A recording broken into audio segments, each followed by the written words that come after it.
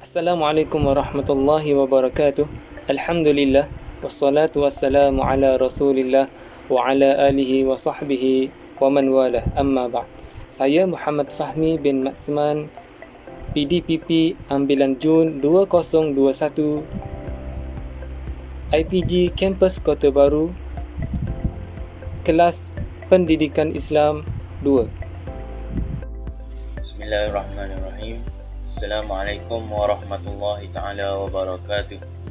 Saya Muhammad Hasrul Hadi bin Hashim, pelajar PDPP Ambilan Jun 2021, kelas Pendidikan Islam 2. Assalamualaikum warahmatullahi ta'ala wabarakatuh. Saya Muhammad Kashfil Azim bin Alias, pelajar PDPP Ambilan Jun 2021, kelas Pendidikan Islam Menengah 2, belajar demi mengejar redha ilahi. Tugasan yang telah diberikan kepada kami untuk membentangkan analisis tentang perkembangan sistem pendidikan di Malaysia dan hubungannya dengan falsafah pendidikan.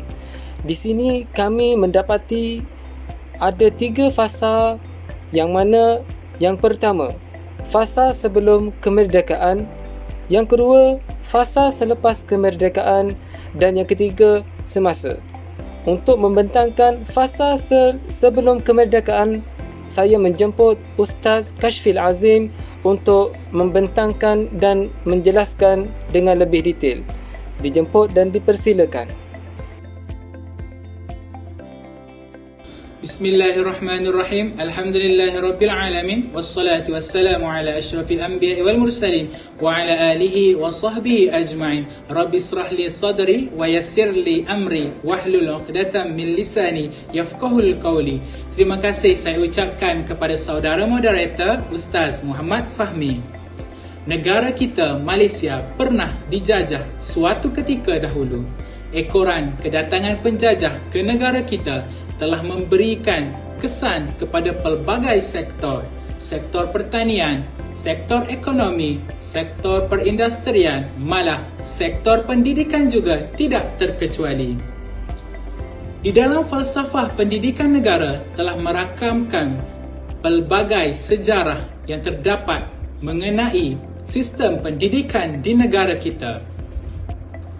Pada hari ini saya akan membicarakan berkaitan dengan falsafah pendidikan negara. Terlebih dahulu, mari sama-sama kita cuba meneliti definisi falsafah. Falsafah iaitu pengetahuan tentang pengertian yang dianggap sebagai ilmu yang tertinggi atau sebagai dasar kepada ilmu-ilmu lain. Pendidikan pula bermaksud, pendidikan dari segi bahasa bermaksud memelihara, membimbing atau mengasuh kanak-kanak. Pendidikan membawa pelbagai maksud, namun kesemuanya menjurus tentang usaha perkembangan manusia.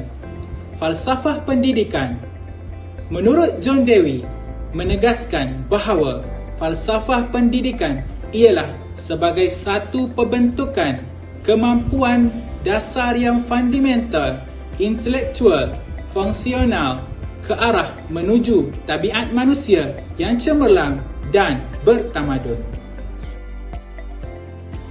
Seterusnya, pengenalan.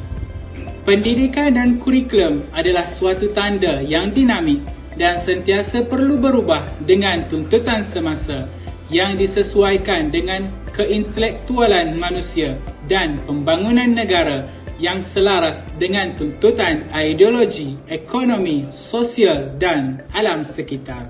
Dalam konteks Malaysia, perkembangan pendidikan berlaku adalah dari suatu kesinambungan warisan yang panjang, bermula dengan sistem pendidikan agama bertukar kepada sistem pendidikan vernakular semasa era penjajahan. Sistem pendidikan kebangsaan mengikut acuan barat selepas kemerdekaan, sehinggalah sistem pendidikan kebangsaan mengikut acuan Malaysia yang menggunakan kurikulum kebangsaan. Dari kurikulum yang bersifat vernakular, Malaysia telah mengubah kepada bentuk bersepadu dan kini berteraskan standard yang berpaksikan falsafah pendidikan kebangsaan yang menetapkan hala tuju pendidikan berdasarkan matlamat negara, dasar, prinsip-prinsip rukun negara dan sebagainya. Sebelum tahun 1988, falsafah pendidikan tidak dinyatakan secara tersurat. Namun begitu, hasrat dan matlamat pendidikan digambarkan melalui penyata, akta dan laporan-laporan yang ada seperti Penyata Razak 1956, Laporan Rahman Talib 1960, Akta Pelajaran 1996 dan Laporan Jawatan Kuasa Kabinet 1979.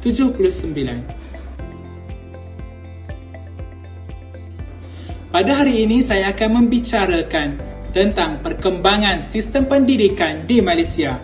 Kita sedia maklum bahawa perkembangan sistem pendidikan di Malaysia terbahagi kepada 3, iaitu sebelum merdeka, selepas merdeka dan semasa. Pada hari ini saya akan memfokuskan pembicaraan saya berkaitan sistem pendidikan di Malaysia sebelum merdeka. Jom kita saksikan.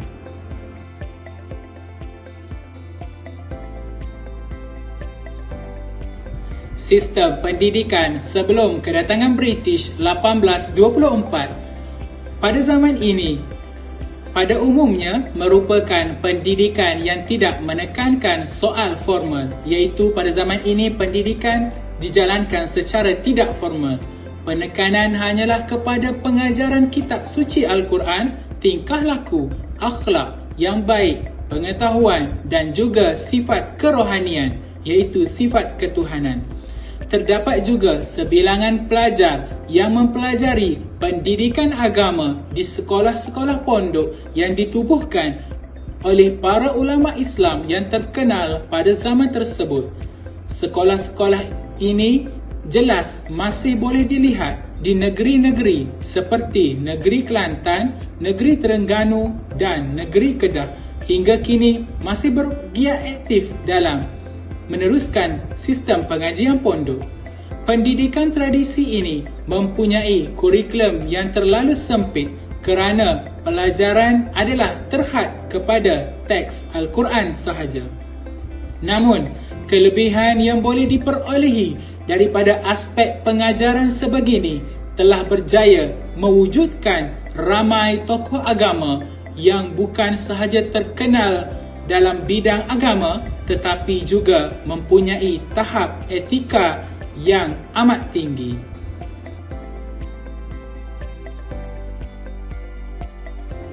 Perkembangan sistem pendidikan di Malaysia sebelum merdeka. Pada hari ini saya akan memfokuskan pembicaraan saya berkenaan sistem pendidikan di Malaysia sebelum merdeka kepada 7 poin utama. Yang pertama, sistem pengajian pondok. Yang kedua, sistem pendidikan vernakular. Yang ketiga, laporan Barnes. Yang keempat, Penyata Razak 1956. Yang kelima, Ordinan Pendidikan 1952. Yang keenam, laporan Fan Wu. Dan yang terakhir, laporan Cheeseman. Jom sama-sama kita saksikan.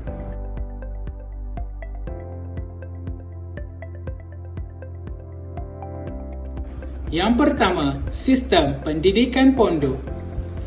Pendidikan yang dijalankan ialah pengajian agama Islam yang diadakan di surau dan di madrasah. Para guru terdiri daripada imam dan haji. Organisasi pendidikan adalah berbentuk tidak formal, iaitu ketika ini pendidikan dijalankan secara tidak formal. Pelajar pula terdiri daripada golongan dewasa, lelaki dan perempuan. Pengajaran dan pembelajaran yang dijalankan termasuklah pengajian Al-Quran dan tajwid, tafsir Al-Quran, hadis serta fiqh dan tauhid. Buku rujukan yang terdiri daripada Al-Quran dan kitab-kitab seperti hadis fiqh, tauhid, tasawuf adalah dari Mesir dan negara Arab yang lain. Pengajaran dan pembelajaran di sekolah pondok dijalankan dengan kaedah yang lebih sistematik berbanding dengan pengajian di surau dan madrasah. Dalam pengajaran fiqh pula, pelajar mengingati hukum yang berkaitan dengan syariat Islam. Seorang pelajar dianggap telah menamatkan pengajian apabila sudah 4 atau 5 kali khatam pembelajaran tersebut.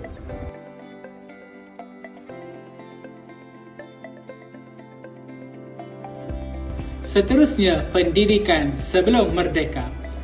Sebelum merdeka, pendidikan yang tidak menekankan soal formal, iaitu pendidikan ketika ini dijalankan secara tidak formal.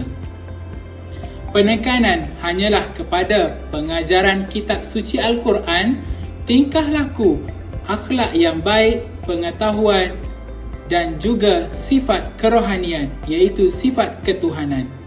Terdapat 5 jenis persekolahan vernakular, iaitu yang pertama, sekolah vernakular Melayu, yang kedua, sekolah vernakular Cina, yang ketiga, sekolah vernakular Tamil, yang keempat, sekolah Inggeris dan yang kelima, sekolah agama atau madrasah semasa penjajahan British.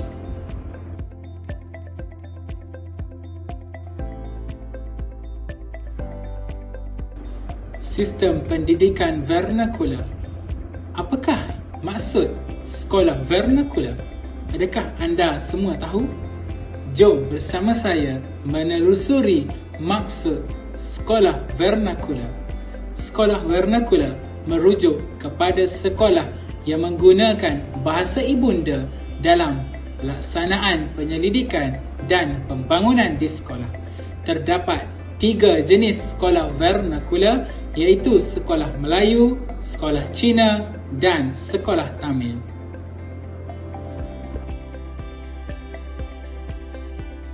Yang pertama, sekolah vernakular Melayu. Sebelum wujudnya sekolah Melayu, pengajaran agama dan bahasa Arab sangat dititik beratkan. Sekolah Melayu pertama ditubuhkan ialah Sekolah Melayu Gelugur pada tahun 1816 di Pulau Pinang, menggunakan bahasa Melayu sebagai bahasa penghantar. Mata pelajaran yang diajar di sekolah Melayu ialah membaca, menulis dan mengira. Sehingga kini 3M masih diguna pakai dalam sistem pendidikan di negara kita, iaitu membaca, menulis dan mengira. Ciri-ciri sekolah vernakular Melayu. Kemudahan yang disediakan tidak memuaskan, hanya menyediakan pendidikan di peringkat rendah sahaja, menyediakan pendidikan setakat darjah 6 sahaja, dibina di kawasan luar bandar, matlamatnya untuk mengekalkan cara tradisional kehidupan orang Melayu.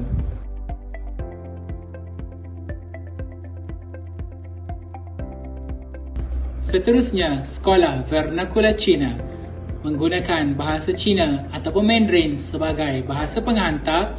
Guru-guru dan buku teks diimport dari Cina.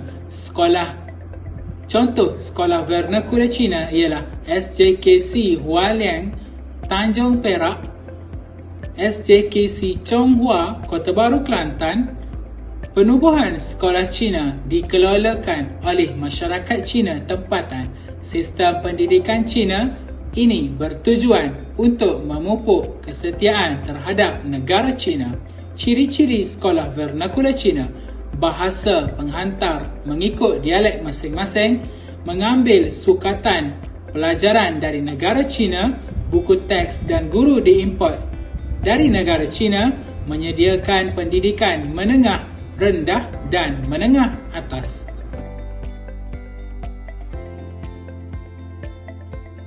Seterusnya, sekolah vernakular Tamil, menggunakan bahasa Tamil sebagai bahasa penghantar. Guru, kurikulum, buku teks diimport dari India. Contoh sekolah Tamil ialah SJKT Manikawasagam Tanjung Maling, Perak. Ciri-ciri sekolah vernakular Tamil. Sekolah Tamil kebanyakannya didirikan di ladang-ladang getah. Dibina oleh pihak majikan dan mubaligh Kristian. Pada 1912, enakmen buruh telah mewajibkan setiap ladang menyediakan sekolah jika terdapat lebih 10 anak pekerja yang layak bersekolah. Pendidikan Tamil yang disediakan bertujuan mengekalkan anak-anak pekerja menjadi buruh di ladang tersebut. Menyediakan pendidikan rendah, menengah rendah dan menengah atas.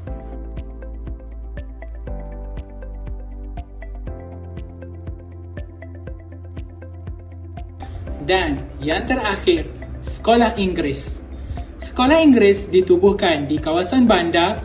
Bahasa Inggeris sebagai bahasa penghantar mula diperkenalkan di kalangan anak bangsawan Melayu pada tahun 1905. Penang Free School 1816 merupakan sekolah Inggeris pertama yang ditubuhkan. Guru-guru yang mengajar merupakan padri yang mendapat pendidikan di Eropah, menyediakan pendidikan peringkat rendah dan menengah. Sistem pendidikan di Malaysia selepas Perang Dunia Kedua. Selepas pendudukan Jepun, sistem persekolahan hampir lumpuh sama sekali. Kerajaan British terpaksa mengeluarkan kos yang besar untuk menggerakkan semula sistem persekolahan. Wujudnya pelbagai dasar pendidikan, iaitu Laporan Cheeseman 1946. Yang pertama, tujuan laporan ini adalah untuk membina semula dan mengembangkan sistem pendidikan dan tidak menyentuh tentang perpaduan kaum. Pendidikan asas percuma bagi semua jenis sekolah. Yang ketiga, bahasa Melayu, bahasa Inggeris, bahasa Mandarin dan bahasa Tamil menjadi bahasa penghantar di semua sekolah menengah, serta bahasa Inggeris menjadi mata pelajaran yang wajib di semua sekolah vernakular. Laporan ini telah dihasilkan sebagai langkah oleh pihak Inggeris untuk membina semula sistem pendidikan di tanah Melayu selepas pendudukan Jepun.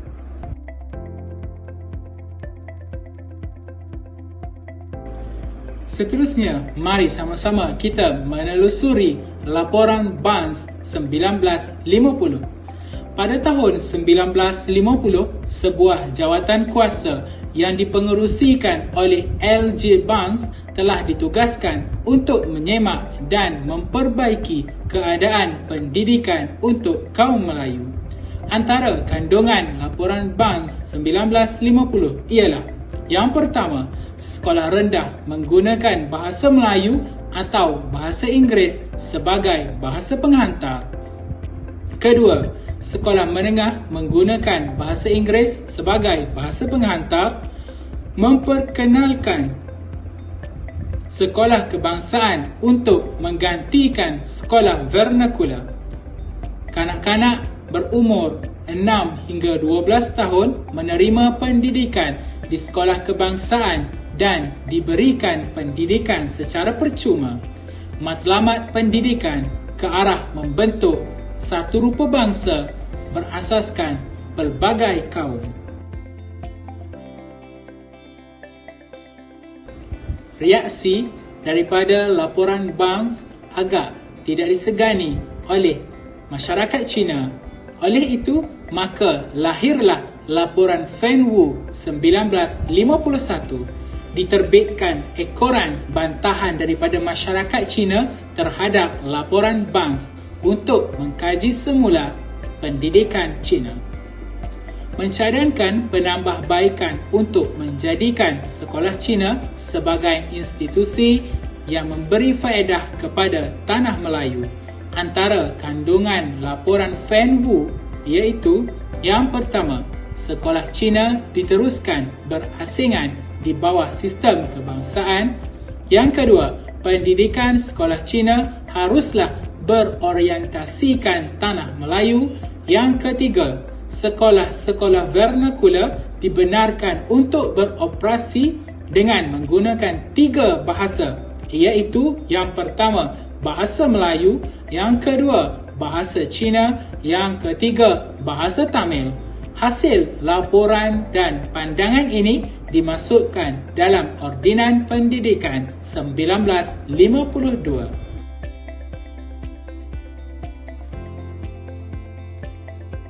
Dan yang terakhir, Ordinan Pelajaran ataupun Ordinan Pendidikan 1952 diluluskan selepas Jawatankuasa Penasihat Pusat belajar meneliti laporan Banks dan laporan Fenwu. Bertujuan membentuk sistem pendidikan yang menggunakan bahasa rasmi persekutuan. Semua murid pelbagai bangsa disatukan dalam satu sistem berorientasikan tanah Melayu. Antara kandungan laporan Ordinan Pendidikan ataupun Ordinan Pelajaran 1952, yang pertama, tanah Melayu mempunyai 2 jenis sekolah rendah, iaitu sekolah yang menggunakan bahasa Melayu dan bahasa Inggeris sebagai bahasa pengantar. Bahasa Cina dan bahasa Tamil diajar sebagai bahasa ketiga di sekolah rendah sekiranya terdapat 15 murid dalam kumpulan yang sama. Dan yang terakhir, sekolah menengah menggunakan bahasa Inggeris sebagai bahasa penghantar. Bagi mengakhiri pembicaraan saya pada hari ini, saya berharap penerangan saya berkaitan pendidikan sebelum merdeka dapat difahami dengan lebih jelas dan mendalam. Segala kekurangan itu datang daripada diri saya dan segala kebaikan itu datang daripada Allah Subhanahu wa taala. Saya akhiri pembicaraan saya pada hari ini dengan lafaz Assalamualaikum warahmatullahi taala wabarakatuh. Seterusnya saya serahkan majlis kepada saudara moderator Ustaz Muhammad Fahmi.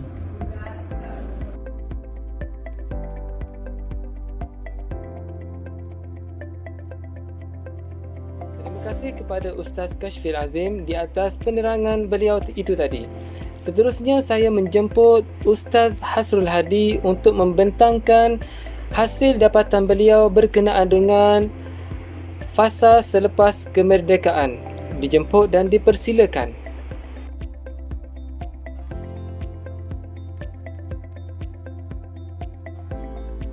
Bismillahirrahmanirrahim. Assalamualaikum warahmatullahi taala wabarakatuh. InsyaAllah saya akan membicarakan berkaitan dengan perkembangan sistem pendidikan di Malaysia selepas merdeka dan hubungannya dengan falsafah pendidikan kebangsaan.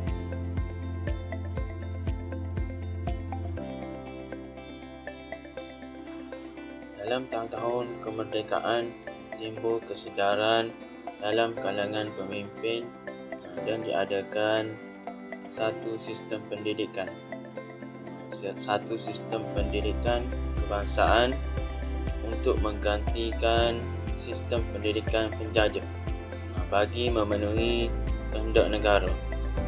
Maka sebab itu wujudlah yang pertamanya Penyata Razak 1956, iaitu cadangan pendidikan yang ditulis pada tahun 1956 sebagai salah satu usaha bagi membentuk Persekutuan Tanah Melayu.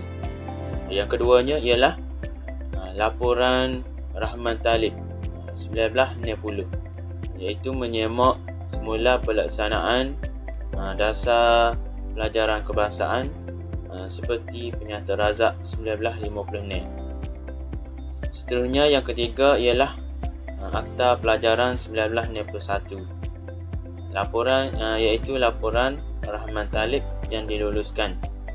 Seterusnya yang keempat Ordinan Pelajaran 1967, iaitu Jawatankuasa Khas yang mengkaji laporan Banks dan laporan Fenwu.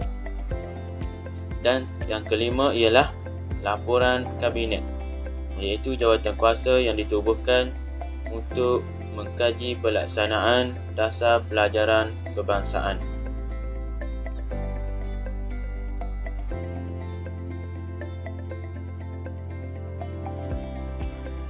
Okey, baik. Yang pertamanya kita tengok Penyata Razak 1950 ni. Penyata Razak 1950 ni merupakan satu jawatankuasa bagi mengkaji sistem pendidikan di Persekutuan Tanah Melayu, dan ia diluluskan dan dikuatkuasakan sebagai Ordinan Pelajaran 1957. Yang mana ia mempunyai 17 cadangan dengan mengambil kira matlamat akhirnya membentuk satu sistem pendidikan kebangsaan. Di antara perkara yang diperkatakan ialah yang pertamanya, semua sekolah di tanah air ini mempunyai sukatan yang sama. Dari segi analisanya ialah menyatukan murid-murid berlainan bangsa di bawah satu sistem pendidikan. Amalan lama yang menggunakan buku teks dan dari China dan India dihentikan. Yang kedua ialah bahasa Melayu dijadikan bahasa kebangsaan dan menjadi bahasa penghantar utama. Yang mana dari segi analisa ialah bahasa Melayu dijadikan bahasa penghantar utama agar dapat menggantikan bahasa Inggeris sebagai bahasa rasmi tunggal. Seterusnya, yang ketiga ialah bahasa Melayu dan bahasa Inggeris diwajibkan bagi semua sekolah rendah dan juga sekolah menengah.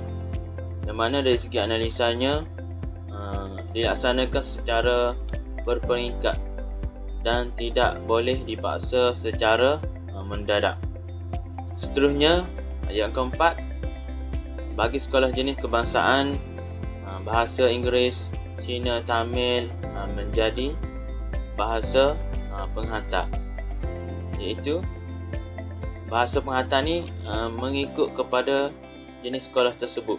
Contohnya bahasa Cina di sekolah jenis kebangsaan Cina, bahasa Tamil di sekolah jenis kebangsaan Tamil. Seterusnya, sekolah-sekolah rendah ditukar kepada sekolah kebangsaan dan bahasa Melayu sebagai bahasa penghantar utama bagi menyaras dan menyatupadukan kaum di bawah satu sekolah. Seterusnya, guru-guru sekolah rendah dan juga sekolah menengah ni adalah berkelayakan yang dipilih untuk mengajar di sekolah-sekolah tersebut. Guru yang mempunyai kelayakan pendidikan yang dipilih. Seterusnya ialah penubuhan satu jenis sekolah. Penubuhan satu jenis sekolah sahaja yang terbuka kepada semua kaum. Penubuhan sekolah kebangsaan dan sekolah menengah kebangsaan yang terbuka kepada semua bangsa. Ini semua adalah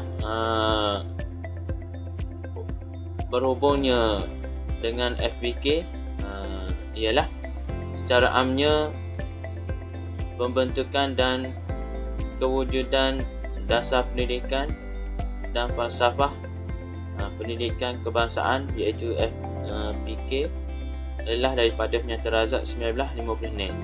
Pembentukan FBK adalah hasil daripada banyak cadangan dan pindaan yang berlaku selepas itu.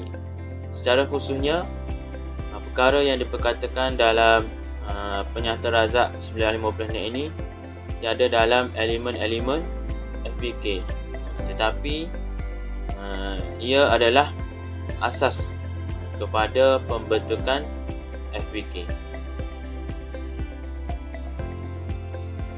Seterusnya, kita tengok pula laporan Rahman Talib 1960.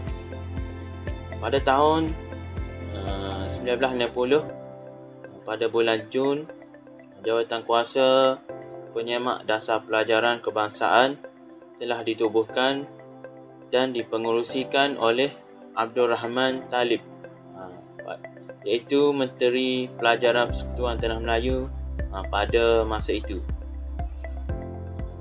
Tujuan laporan talib ini ialah untuk menyemak semula pelaksanaan dasar pelajaran kebangsaan seperti yang termaktub dalam Nyata Razak 1956.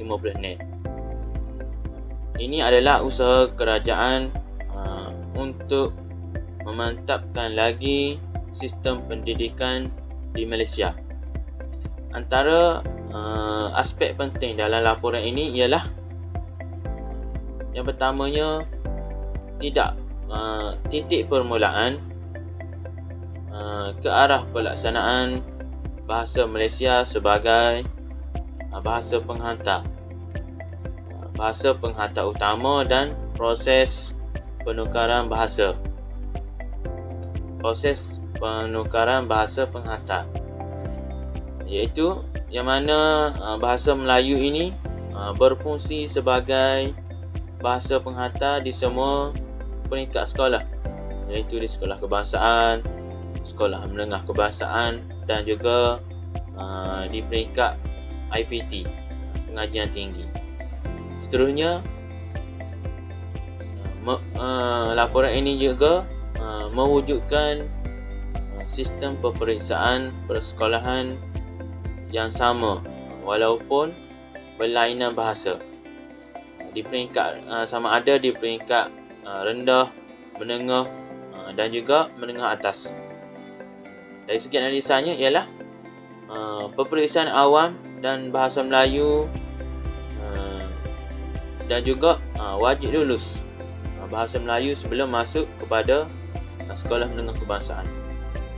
Ini hubung kaitnya dengan FPK ialah memperkembangkan lagi potensi dan juga kebolehan individu.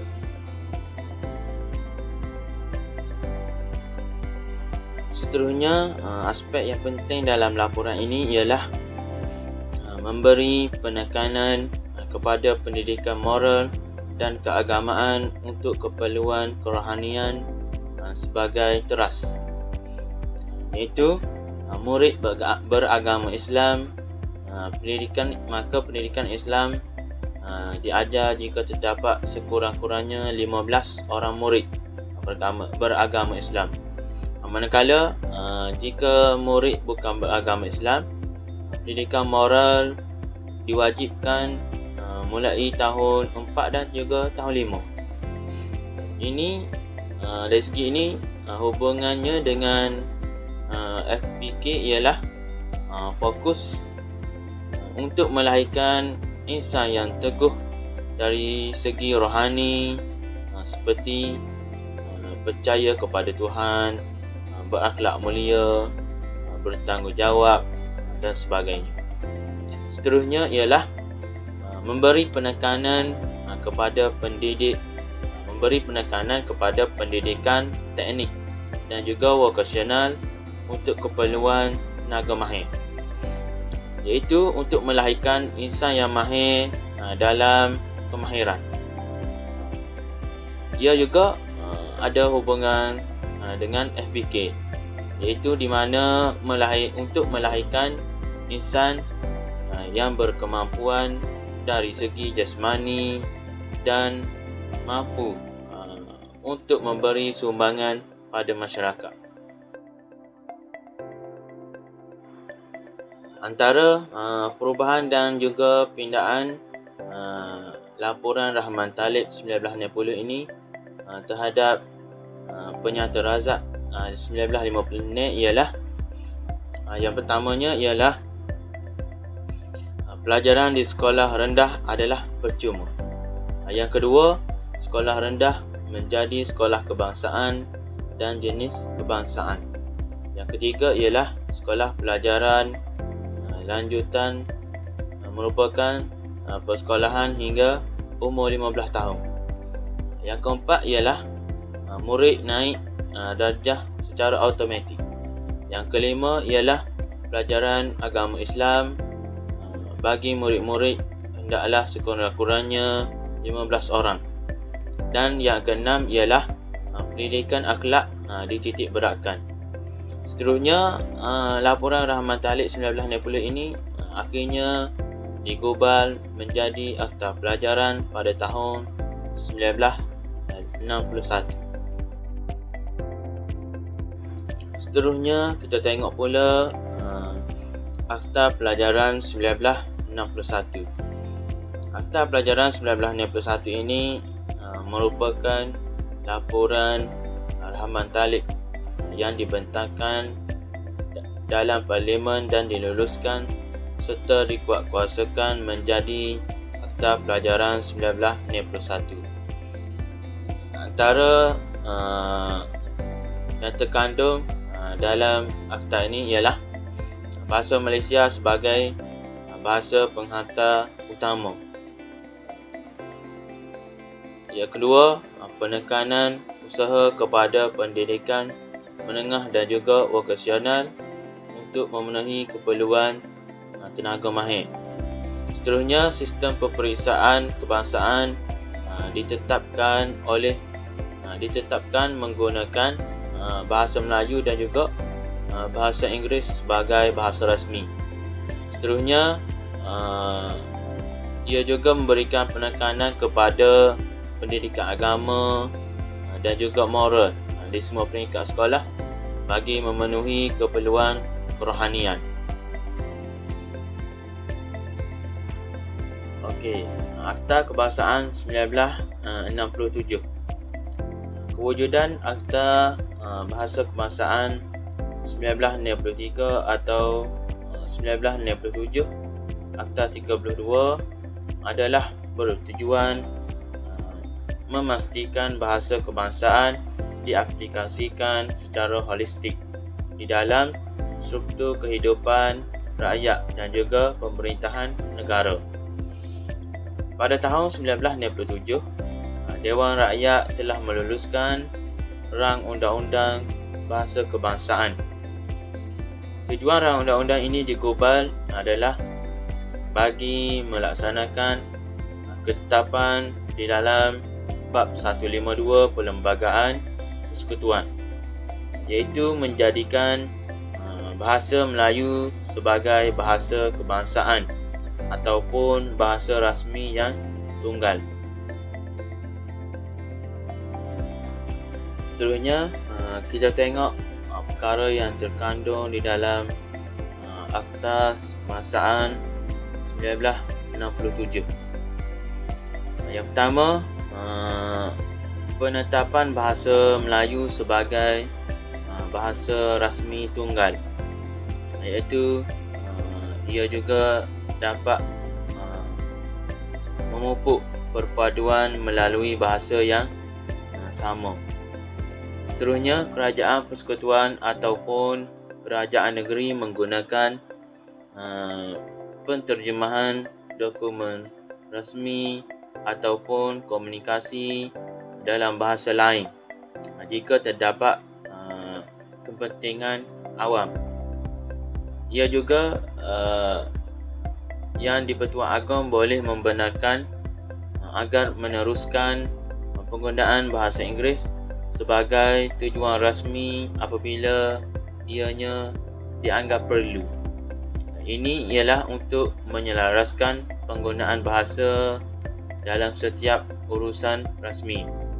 Ini semua dikaitkan dengan hubungan dengan FPK, iaitu untuk melahirkan rakyat Malaysia yang mempunyai sikap bertanggungjawab yang tinggi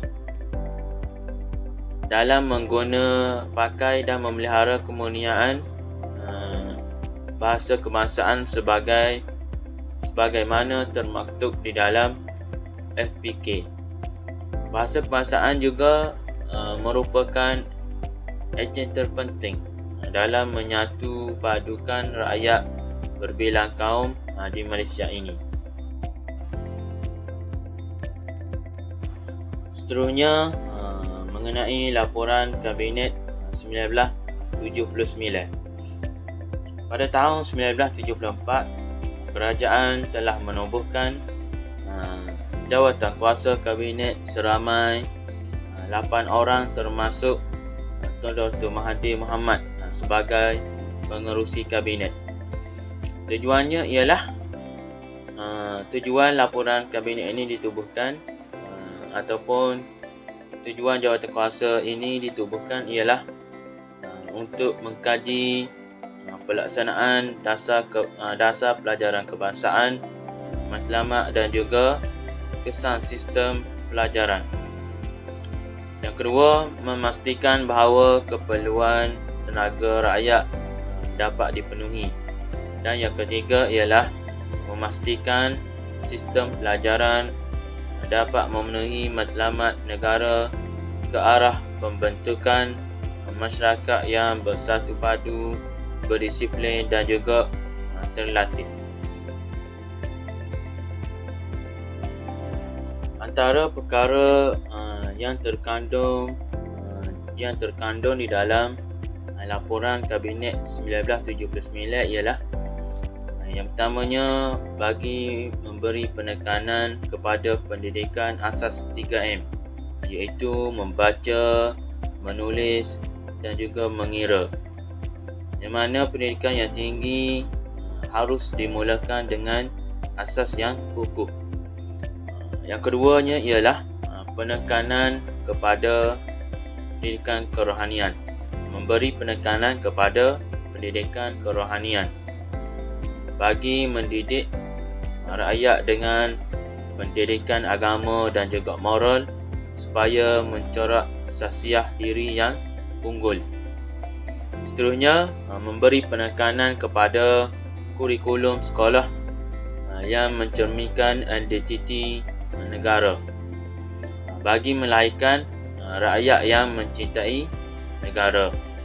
Seterusnya, bagi melecehkan tata cara pengurusan pendidikan kebangsaan untuk dapat meningkatkan keberkesanan pendidikan kebangsaan. Ini semua ada hubung kait dengan FBK.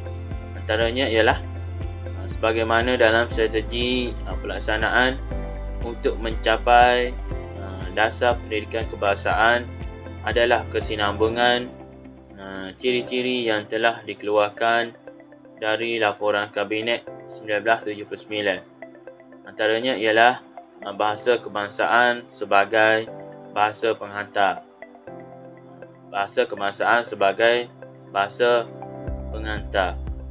Yang kedua, kurikulum dan sistem peperiksaan yang selaras. Dan yang ketiga ialah menyediakan pendidikan rendah dan juga menengah mengikut kurikulum baru yang berasaskan 3M, iaitu membaca, menulis dan juga mengira. Sekian, itu saja daripada saya. Terima kasih diucapkan kepada Ustaz Hasrul Hadi di atas pembentangan beliau. Seterusnya, saya akan menerangkan dan membentangkan berkenaan dengan analisis perkembangan sistem pendidikan di Malaysia untuk semasa. Berkenaan dengan analisis perkembangan sistem pendidikan di Malaysia untuk semasa. Akta Pendidikan 1996 matlamat bertujuan untuk membantu mewujudkan satu sistem pendidikan negara yang baru dan boleh menghadapi cabaran di alaf baru. Peruntukan di bawah Akta Pendidikan 1996. Yang pertama, sekolah rendah, sekolah kebangsaan, sekolah rendah jenis kebangsaan Tamil, sekolah rendah jenis kebangsaan Cina.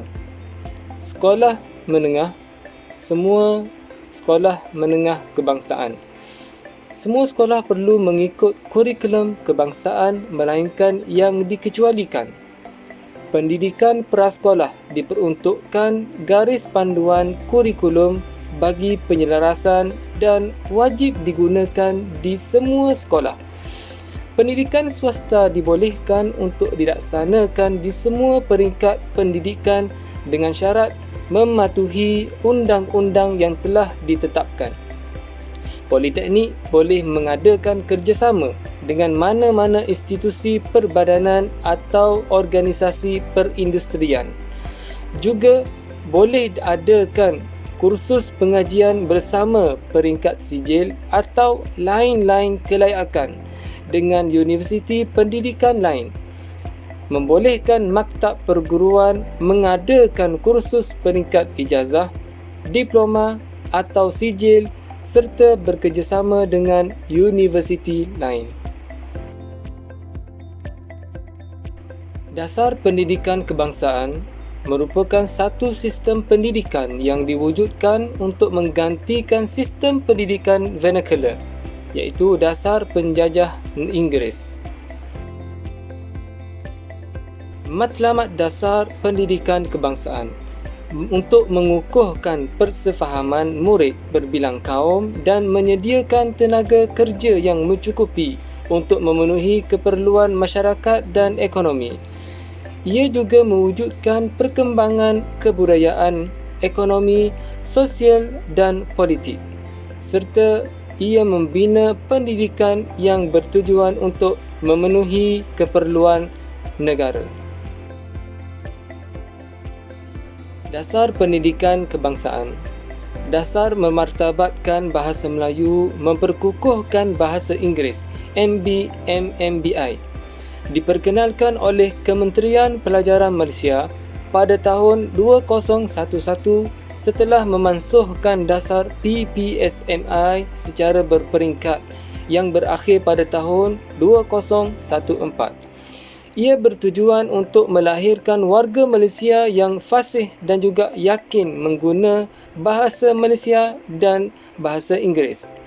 Ia juga bertujuan untuk memupuk semangat perpaduan bahasa komunikasi utama dan bahasa ilmu.